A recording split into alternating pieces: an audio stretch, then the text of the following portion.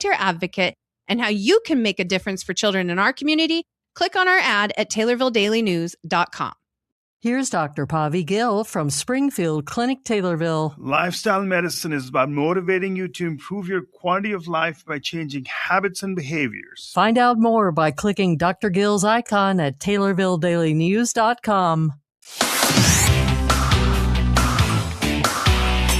WTIM. You're listening to the WTIM Morning Show on your information station, and the show is sponsored by People's Bank and Trust, where they put people first. I'm your host, Reed Kamai, and our next guest this morning is Denise Evans, a coordinator of Safe Passage in Taylorville. Denise, good morning to you.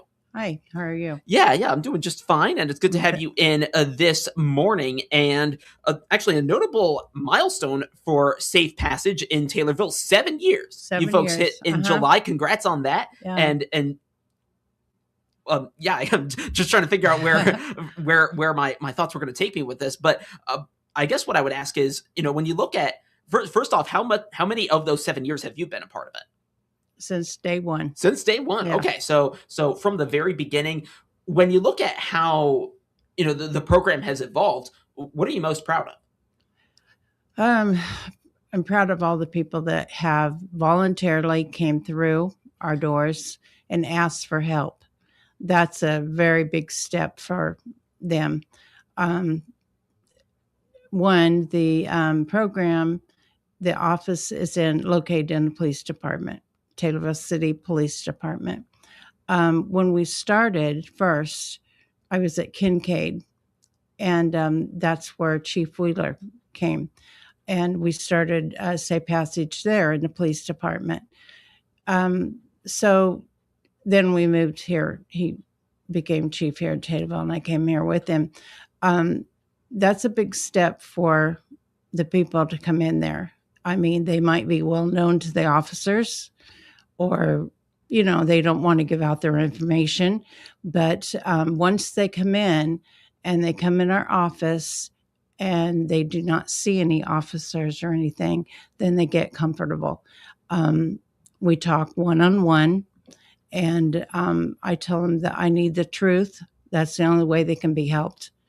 And so then, they're, like I said, they get comfortable with that, and they end up telling, what they need to do to get help. A lot of times after, they want to go meet the chief and, talk to him a little bit. And they're just happy that they finally broke down and decided to come in and ask for help. After we help them and they go on to rehab and they're clean, a lot of times they come back to the office on their own and want to just talk and thank us for helping them. And a lot of times, I'm still friends with a lot of them from 7 years back. They keep in contact, and whether it phone call, text, visits, but we've helped over, I'd say, 1,200 people. All right. So that's a lot of people. 1,200. That's what, 10% of the population of Taylorville. Yeah. Yeah. And that's not just Taylorville people. We can go all over, other states and help them too. Okay. But it's still just numerically, right? 10%. That is still a lot of people for what you folks get. I want to actually follow up on something you mentioned. You mentioned that, people, when they come in, they at first at least don't want to come across a police officer because of what it is they're coming in for. But then but then you mentioned that some people then want to talk to the police chief afterwards. Mm-hmm. So does that come from feeling the sense of comfort? Comfort. Yeah. And I assure them that they're not going to be arrested. An officer's not going to come and, take them away or anything. Yeah. And my office has no cameras. So, they just get comfortable and, we just talk. Yeah. And it sounds like this all happens right in that first consultation. Yes. From what you described. Yes. Okay. Yes. Yeah. Mm-hmm. That's great for everyone involved. And people get the care that they need. And then you get the role in being able to do that. Speaking of kind of creating those connections, it sounds like soon you're going to be getting in touch with some schools to talk there. talk about what it is you talk about. Right. Since school just started, I always try to get a hold of all the schools around the area, and we go, make an appointment, of course, visit the school. They have all the kids in, say, the gym or a room, and we speak to them about what safe passage is, what drugs do to you, whatever, and Chief talks to them, and I talk to them, and we always get a good response. There's always a few kids that will raise their hand and tell us a story about home life and, just different things that's going on in their life. And so when we can get counseling for them right off, but you'd be surprised what even the grade school kids know and what they've seen. It's really scary. Oh, did you have more? No. Okay.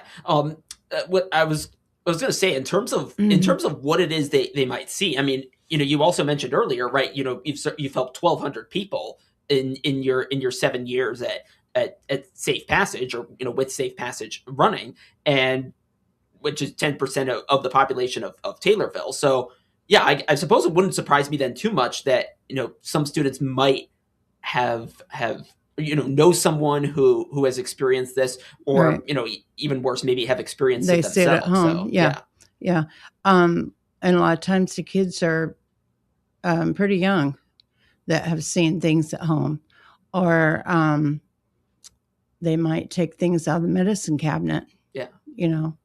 And use them or sell them at school or give them to their friends or whatever. So, all those things, I don't know, it's hard. They grow up with it, and they don't see any wrong in it when they're young. They see their parents doing it, so. But then they just have to know that when they get older or when they get out in the world, it's going to really affect them, we do take kids also. There are facilities in Northern Illinois that take the younger kids, and they go through school while they're there. They don't miss out on school or anything, and it really helps them. It's just that we have to get the parents to, agree with it and have them let them go.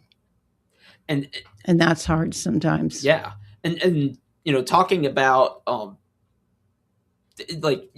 kids getting involved in this and your mission at Safe Passage. I mean, it must feel like it adds to the importance as you see it of what it is you do there. Mm-hmm. Yeah. And in terms of working with these young folks, I mean, I know you ask for the truth, right? In what's happening, and maybe that's a little bit more difficult in that case, because then you have to get the parents involved too. Maybe they're not fully aware of what's going on. Is that something you sometimes experience? Yes, that they're not aware of it. Sometimes they maybe are aware of it, but they don't want it brought out in the open. They don't want their friends to know or family to know that the kids have a problem. Or they might not want, or they might have a problem themselves and they don't want that brought out either, But when kids talk, they tell the truth usually. And a lot of times you'll see in the group at school, you'll see another kid sitting there and telling the next kid, it's okay, go ahead and tell them, So they've talked to their friends already. And they know what's going on, Wow. Well, that's quite the story that you've mentioned there with whom it is you work with, and also what it seems like the kind of impact that you have with helping these people out and doing your part to make a difference. I'm talking right now with Denise Evans, a coordinator of Safe Passage in Taylorville. Let's take a break, and when we come back, we'll talk about plenty more, including some other groups they'll be talking to in the area, and that'll be coming up right here on the WTIM Morning Show on your information station. Your information station, WTIM. Check the markets now on the RFD Radio Network. I'm Jim Taylor. Corn higher, beans double-digit lower, wheat slightly higher. September corn up a nickel, 4.88 3/4. December corn up 6, 5.14 1/2. March corn 5.29 1/4, up 5 3/4. September beans down 17 1/4, 12.07 3/4. November beans 12.20 3/4, down 18 3/4. January beans 12.35 1/2, down 18 1/4. September Chicago wheat 6.82 3/4, up 1 1/4. September KC wheat is down 3, 7.53 1/4. September bean meal unchanged, 3.1770. September bean oil down 2.07, 67.25. Livestock trade August feeders up 45 cents, 335.20. August live cattle down $1.45, 221.60. October lean hogs 80.52, down 35 cents. Energy market October Brent crude oil down $1.65, 92.74. Could you use some extra cash in your savings account? Then you need to sign up for People's Bank and Trust Save by Spending's Roundup program. I'm Julie Sanchez with People's Bank and Trust. Simply use your debit card like you always do, and we will round up your purchases to the next dollar. The extra change is then transferred to your savings account. There's never been an easier way to save. Call 888-PBT-1954 today to find out more. People's Bank and Trust, we put you and your savings first. People's Bank and Trust, member FDIC, equal housing lender. Hi, this is Carl Krumsick. Why do you need a monument? It's a place to visit, to remember, and to begin healing. At Krumsick Monument Company, we're locally owned with low overhead, so families can honor their loved ones without overspending. We offer complete services of cleaning, resetting, and adding death dates. Let us design your legacy in beautiful granite. Call 217-825-5197 for an appointment. Krumsick Monument Company, 114 North Webster Street, Taylorville, Illinois. Orthopedics is what we do. We fix broken bones, repair and replace joints, help people improve mobility and relieve pain. Getting back to your everyday activities is all you really want. Sarah Bush Lincoln has some of the most highly skilled orthopedic and hand surgeons in the country, and they want to help you get back to the things you love. Learn more at sarahbush.org. Sarah Bush Lincoln. Trusted, compassionate care. Field notes, seed performance, yield maps, soil samples. You've got the data. Now what? That's where your Nutrient Ag Solutions crop consultant comes in. They turn this season's results into insights that click, helping you build a crop plan that connects across your acres, from crop nutrition and protection to seed and financing. Learn more at nutrientagsolutions.com/decisions.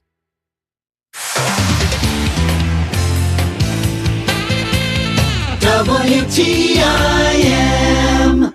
Back on the WTIM Morning Show on your information station. The show is sponsored by People's Bank and Trust, where they put people first. I'm your host, Reed Kamai, and I continue my discussion with Denise Evans, a coordinator of Safe Passage in Taylorville. And we were talking about how they go to local schools to share information about their services. And it sounds like you folks go to some other organizations as well to hold talks about what it is you folks do. Talk about some of those organizations. Yeah, any organization that would like to have us come to their meetings or whatever and speak about Safe Passage to get the word out, just give us a call at the police department, and we will make an appointment and come speak to your group. Okay. And about how many of those do you do typically? Not too many. Okay. We've been in this for 7 years now, and we try to keep our name out there. Like here on the radio show, on Facebook, we have the big banners at the edge of town by Bob Ridings, and then one out by the driver's station there. And so a lot of people have heard of us. A lot of people, I'm surprised sometimes when people call or something, they say, I've never heard of you before. I'm like, It's just hard to believe, because we try to get our name out there. Yeah, and you're doing that, of course, right now by being here on the WTIM morning show. Sounds like you folks have a Facebook page as well. Is that right? Yes. Okay. Safe Passage of Taylorville. I try to put things on there. Say when someone comes in, a client comes in, we send them to rehab. Just to let people know, that every day we have somebody coming in or call. And just different things that we do. We've helped people to get their kids back after they become clean for so long. And that was very rewarding to go to court with them and, finally get their kids back to them. And it's very rewarding, the whole, program is. And we're very thankful to Judge Paisley for starting it. He's the one that got it started. All right. And something else that you've certainly noted, I know Police Chief Dwayne Wheeler has noted, it sounds like that crime has been, going down as of late. And yes, you say you've seen that as well. It's like 56% is the average rate now. And you figure, well, why? Well, a lot of drug addicts need money to buy their drugs. So they're going to steal or shoplift, whatever. And that's where a lot of it is declining, because we're helping so many people. And we know that the people we help are some of the people that have been, the problem with theft. So 56% is pretty good for, a small town like this. Yeah. And that's gone down like you've mentioned with all of that. I know a big area that you look for in volunteers is drivers. And it sounds like it's still in demand. Yes, it's always in demand. We have quite a few drivers now. And when you sign up and I interview you and, you get started, you ride with an experienced driver first for a couple times. And then after going your own, whenever you're comfortable. When I get someone that is ready to go to rehab, I call. I have a list. I call, ask if you're available. If not, that's fine. I'll just go on to the next person, because everybody's got things, or, appointments or whatever, vacations. And so anyway, I'll call, ask you if you can go meet you there at the police department with the client. We give them their first name only and introduce them to them. And their baggage always goes in the trunk or the back seat. And they can have their cell phone. They ride in the front seat with the driver. And, go to rehab, and the driver stays there until they're accepted, which may be about 10 minutes or something, because we've already talked to the facility on the phone. So then the driver will call me and let me know that, they're accepted and they're on their way back home. So. Okay. And then they come back, or I guess wait until the next safe passage phone call. Yeah. Until the next phone call. All right. So, and for doing this, we can't pay, because we're only funded by donations and grants, but we do give them a $25 gift card for gas from Casey's. Okay. So they can purchase their gas. All right. So sounds like a pretty low lift in terms of time commitment to be a driver. It seems. Right. Yeah. Because sometimes we have to drive them ourselves.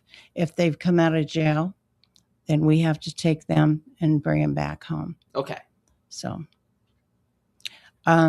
we do go to the county jail and have inmates there approved to go to rehab.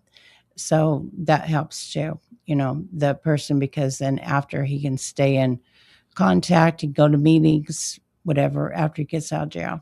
Okay. So you've got that contact there too.